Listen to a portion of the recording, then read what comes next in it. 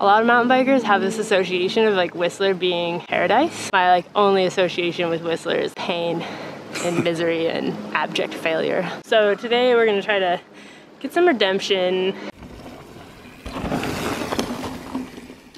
Hey team, welcome back to the channel. If you are new here, I'm Sid. And I am Mackie.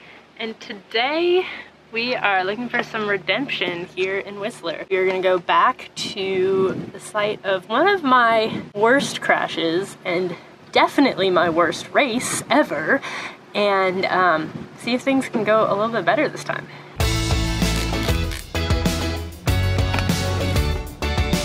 So where are we heading? We're at Blackcomb in Whistler, and we are heading up to a trail called Hay Butt. It was the first stage of the 2015 Enduro World Series.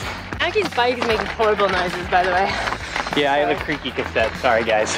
It was the year that it was all nice and dry when we rode it in practice, and then it rained like absurd amount for like 20 hours of like pouring rain. A lot of mountain bikers have this association of like Whistler being like paradise, but I think for me, because of this, entirely because of this race, my like only association with Whistler is like pain and misery and abject failure.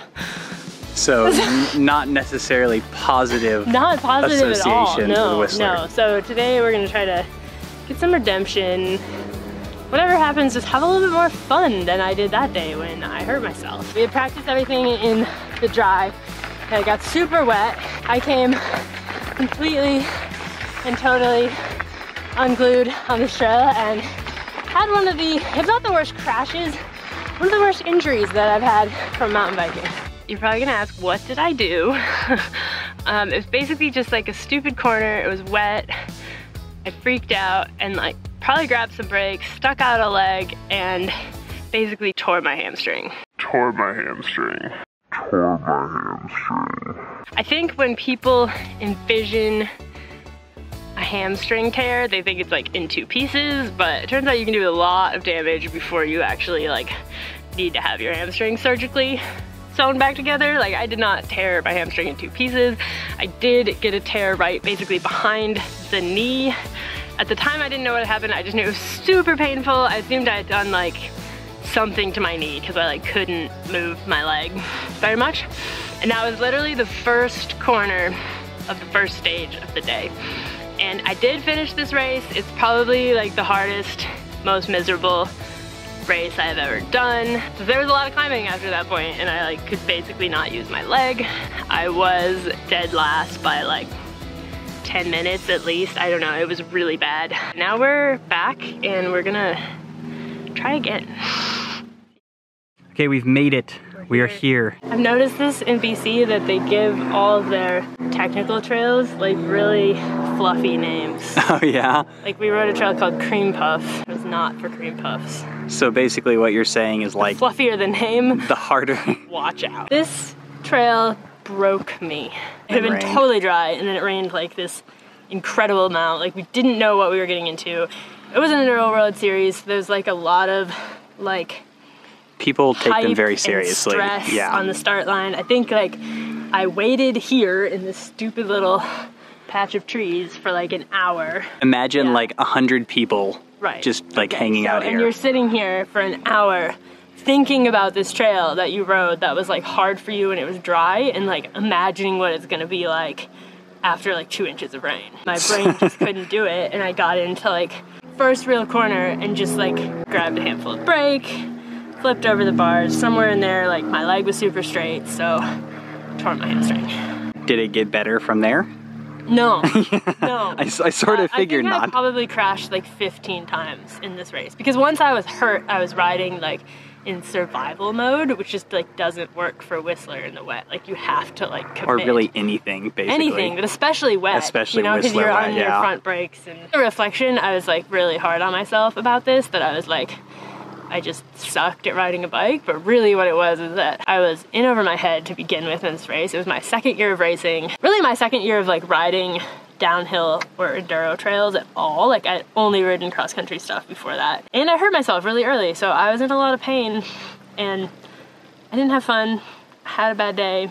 I was dead last, but like a lot. It's redemption time.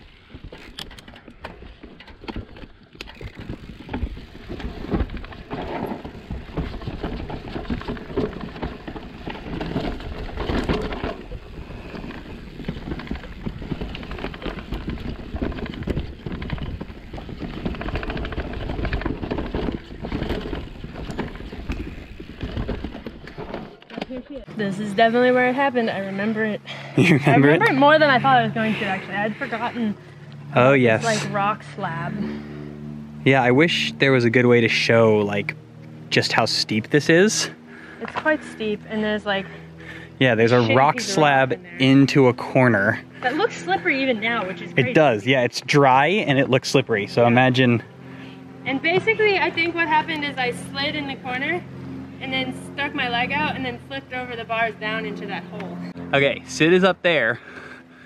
Here is the steep part, which once again, it's steeper than it looks on this camera. So she went down it, grabbed front brake, stuck her leg out here, and then OTB'd off this down like into there.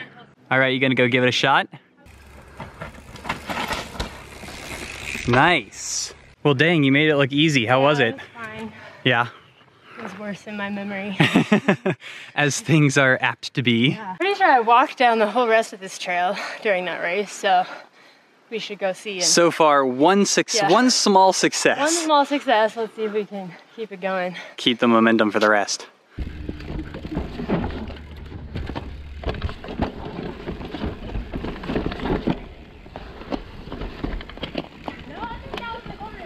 Yeah?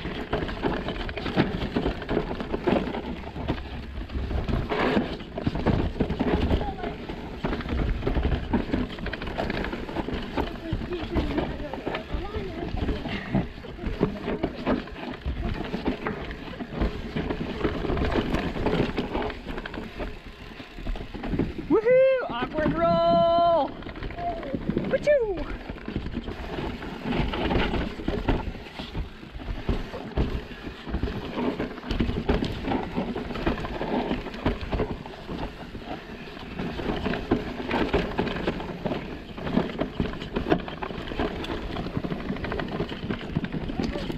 I actually remember this climb from the race because it's really steep, as you can tell by my creaky cassette, and it's in the middle of a stage, and you're like steep, wet, rooty, slippery, and then all of a sudden you have to go up a really steep climb that is also steep and wet and rooty. It broke some souls.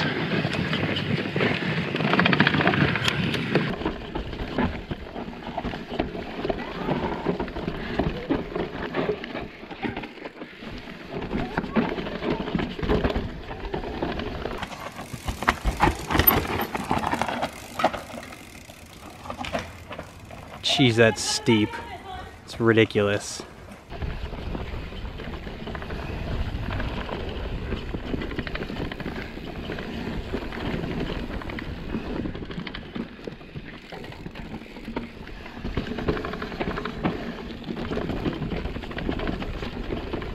Woohoo!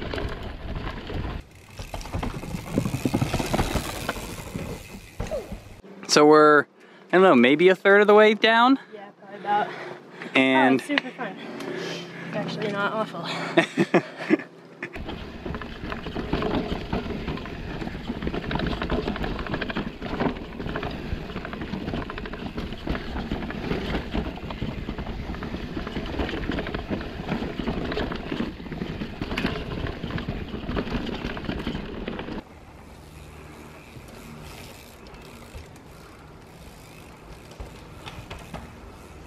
It's growing on me. Growing on you? Yeah, no, it's a fun trail.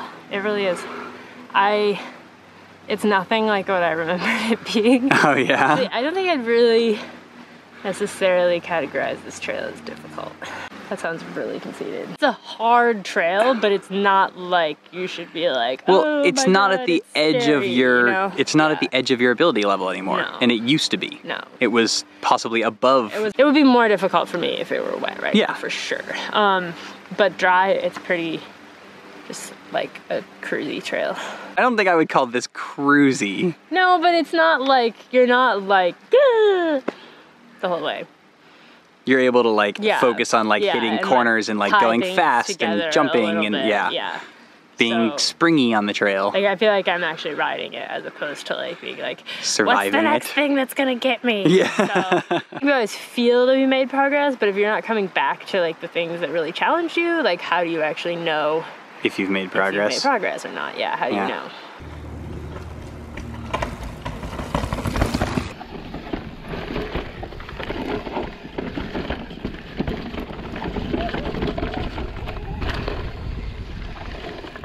I actually remember this section because it's right near the end, like the road is right there.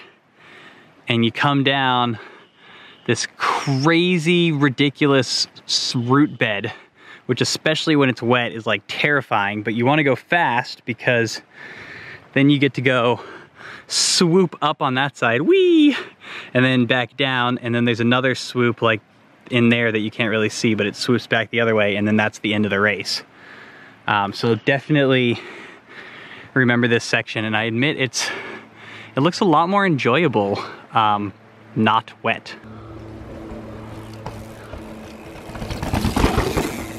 Whoa.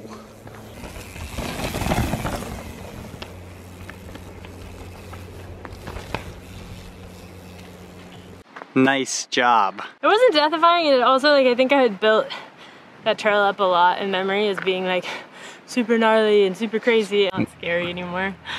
So, that's pretty good for like what, 4 years? Yeah.